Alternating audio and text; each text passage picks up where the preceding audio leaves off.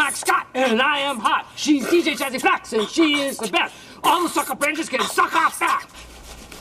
Wicka, wicka, wicka, what? What do you do? Unlike you, unlike you, I am not. So Gamergate actually started over a blue-haired woman named Zoe Quinn who made a game called Depression Quest. Her ex-boyfriend made a post on Reddit accusing her of cheating on him with 5 different people in the gaming industry. Now, among these 5 were a couple of video games journalists. He had alleged that she slept with them in exchange for positive coverage on Depression Quest. So it started as a movement calling for ethics in video game journalism. So there was a mass shooting of homeless folks in Minneapolis right after we found out that one of the men in Mississippi who was lynched was homeless. Right after one of the Fox News hosts said, why don't we just unalive all the homeless people and mentally ill people? That'd solve the problem. When you have blatant eugenics on TV, this is what happens. When the right gets all fired up, this is what happens. Young men start unaliving people because this is America, and that's just what happens here. That's why hateful rhetoric is dangerous. That's how people like Nick Fuentes inspire people to pew-pew other people. And I have a really awful feeling it's only gonna get worse. Civil war in this country isn't going to look like a bunch of people with muskets. It's going to be a bunch of very far-right extremists unaliving people randomly. You know, the reason that all the governments in the world try to teach people that violence is never the answer and violence never, accomplishes anything is because historically, violence has always been the answer, and violence has been the only thing that has ever accomplished anything. If you look throughout human history, there has never been a peaceful revolt that has been successful. Not once in history. There's never been any kind of peaceful revolution. There's never been any kind of protest that has ever led to actual change. The only thing that historically has ever changed anything, sadly, is violence. It sucks, but the Civil Rights Act was extremely violent. They try to tell you it wasn't, it was all peace and things like that, but that's not the true history of it. The only reason we got Social Security, Medicare, Medicaid, the unemployment insurance, the 40-hour work week, any of those things, is because of violence perpetrated by the labor force. But they want you to think that violence is never the answer so that they can have a monopoly on violence, because all laws are enforced through violence. Whether it's a fine, it doesn't matter, because if you don't pay the fine, they're showing up to throw you in jail, and if you resist that, they're gonna use violence. They told you that violence is never the answer so that they could have a monopoly on violence. Well, guys, we don't have to worry about TikTok being banned. It was just bought by a U.S. buyer.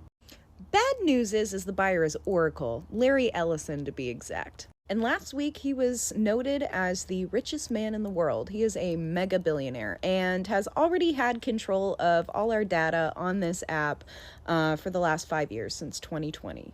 The mainstream media is not releasing the actual buyer yet, but it's pretty clear that's who it is. He just went on a flight over to China to discuss this deal, and it looks like it went through. So what does that mean for us?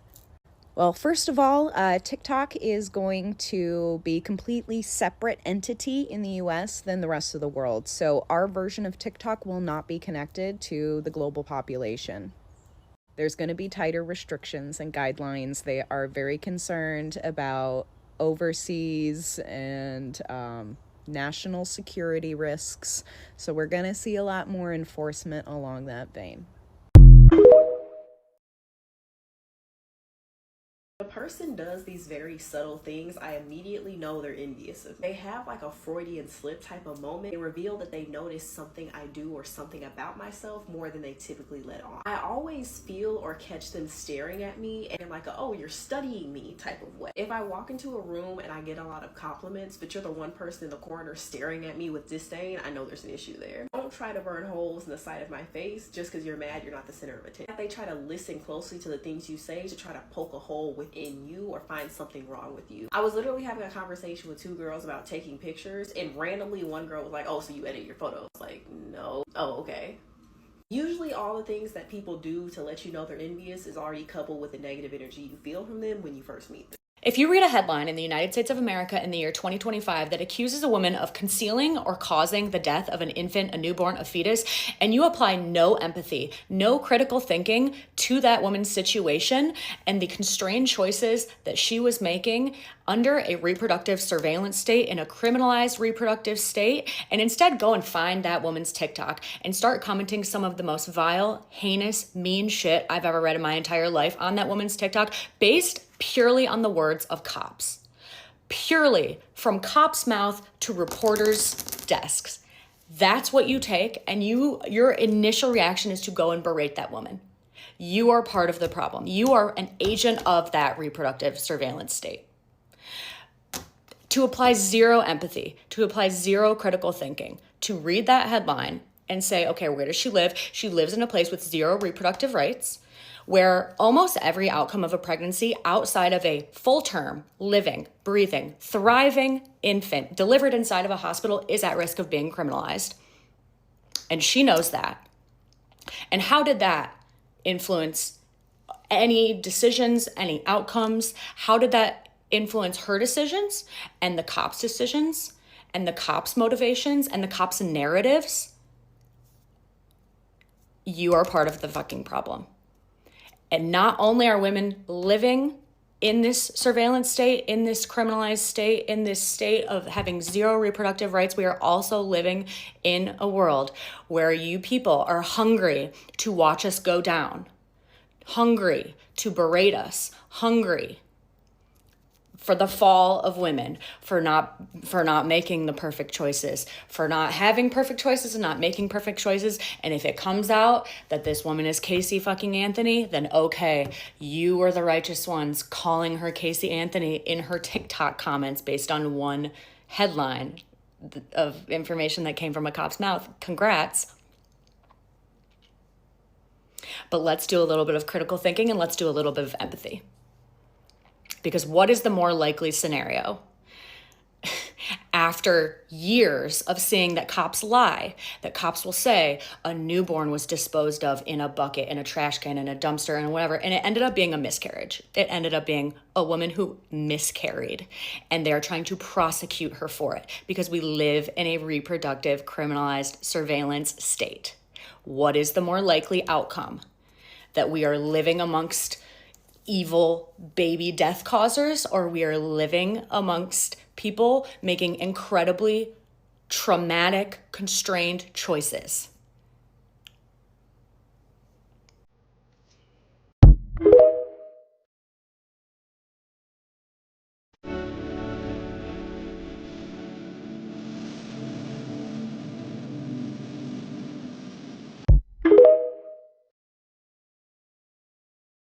Sorry about your boyfriend. All those muscles didn't help much.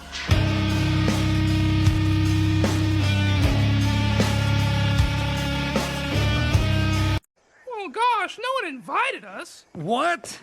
We were forced to come here. By who? Lord Farquaad.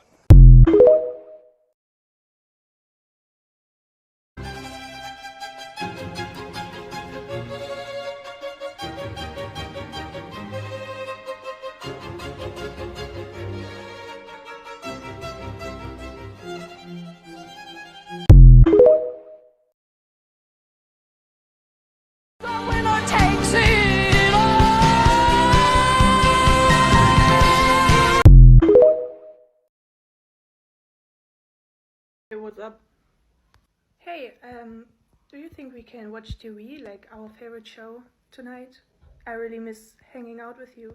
I don't get what you mean. We haven't spent time together for ages. We always hang out together. And now I'm the bad guy again, right? What do you mean? Now what do you expect from me? That I'm watching with you your stupid ass TV shows every night or what? I can't take your shit anymore. Hey baby, what's up? Why are you sitting there? Scared? What happened? What do you mean what's up? You just shouted at me. Like, I'm scared, of course. Don't do that. No, I didn't scream at you. I wasn't even in the room. Yes, you did. You just... I didn't say anything to you. I was here. I heard it. Come on, you must be imagining things. Of course we can watch your TV show. You benefit from pretty privilege. People who are intimidated by you love to put you through trials and tribulations to see just how much of a threat you are. They know you're successful and they know you're always put together. They purposely withhold praise and admiration from you to see how desperate you are to chase after. For some reason, when you're pretty, people automatically assume you're not that smart. Group settings, they love to make it seem like the things you contribute aren't that big of a deal. They purposely do not invite you to or include you in things, but the truth is, if you really care that much about being included by insignificant people, they wouldn't be intimidated by you in the first place. Comparing your looks to other people's to see how insecure you are or if you have any insecurities at all. They try to pretend to not be impressed by the things you accomplish or the way you look to see how you handle rejection. They literally put you on a pedestal above themselves, and they go out of their way to ignore you or withhold attention from you, but give attention to everybody else around you to try to knock you off the pedestal they put you on.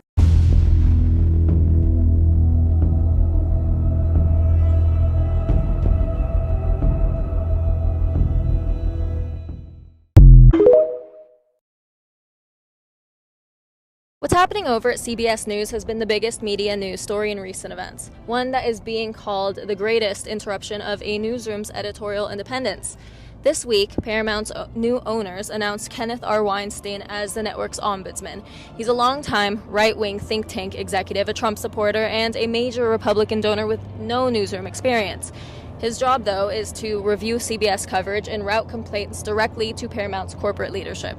This move comes from a deal that Paramount made with the Trump administration to secure its merger with Skydance Media.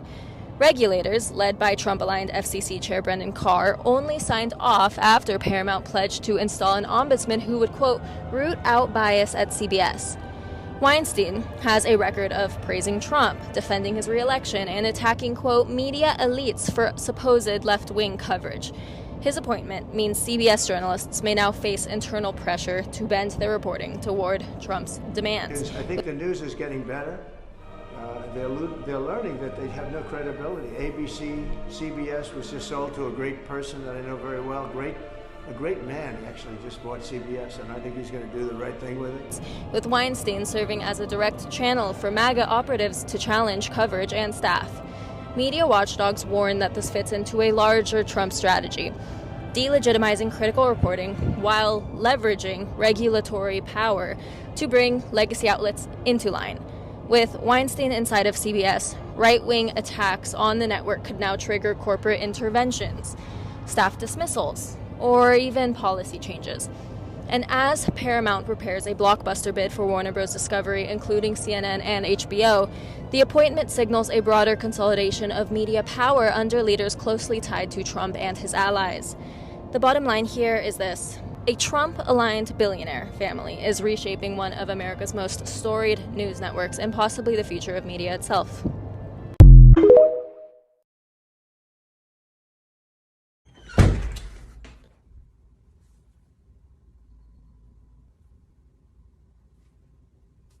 You know I can see you, right?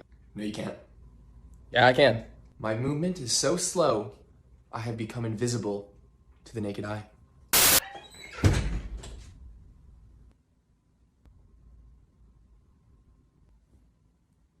The code to the safe is 4442. Cool, thanks, bro. Enjoy your meal. Thanks, bro.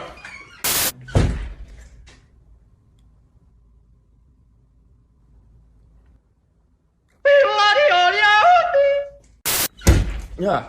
What are you doing? Robbing you? Dude, my neighbor is like 10 times richer. Let's go rob him. Oh, yeah, I'm down. Oh my god, hi, a person! Hi. Oh my god, I'm so excited. I'm gonna pee. What? I'm gonna pee. Don't. I'm peeing. Don't. Ah! Oh, this place is perfect. Look at all this stuff. Nice. Why do we hear boss music?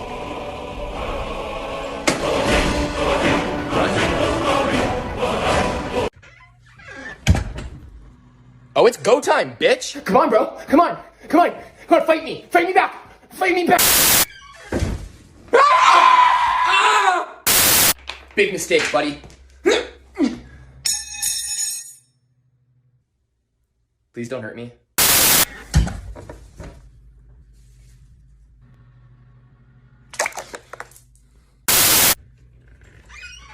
Hey!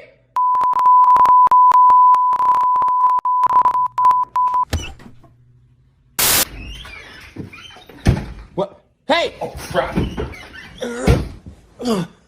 If I could get off this couch right now, you'd be toast. I could go for some toast right now.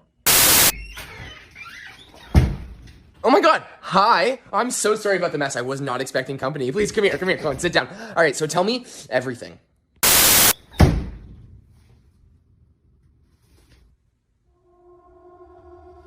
Stop. I'm robbing you. Why are you smiling? Okay, fine. I'll leave.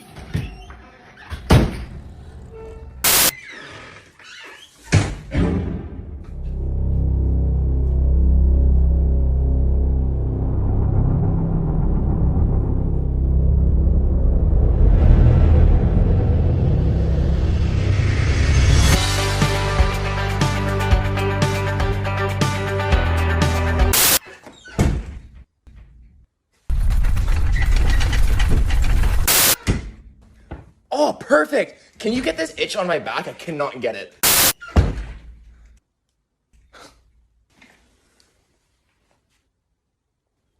I'm gonna eat you. You know I could kill you with one hand, right? Please don't. Why shouldn't I? I've got Beyblades. Well, dude, lead with that. Come on, let's let it rip.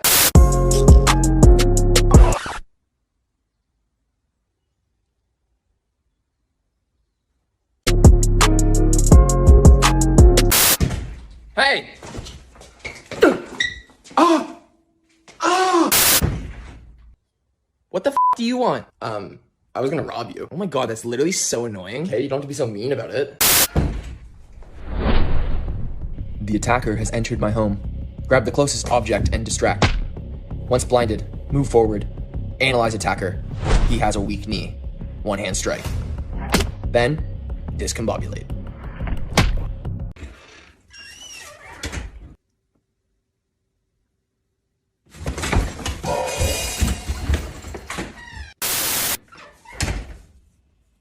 Sup, bro? Hi. What are you doing? Robbing you? Oh, cool. Yeah, I'll show you where she keeps her jewelry.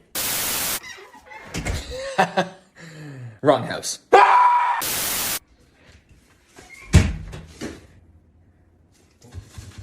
Oh! Get sauced! Oh, so it's that kind of night, huh? No, wait, let's go!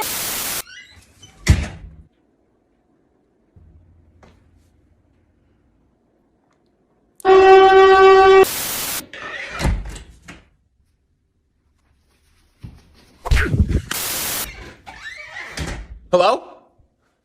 Hello, is someone there? Hello?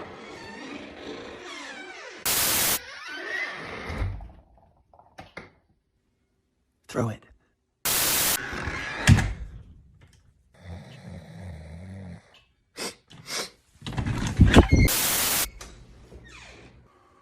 Really? Wrong house. That's what I thought.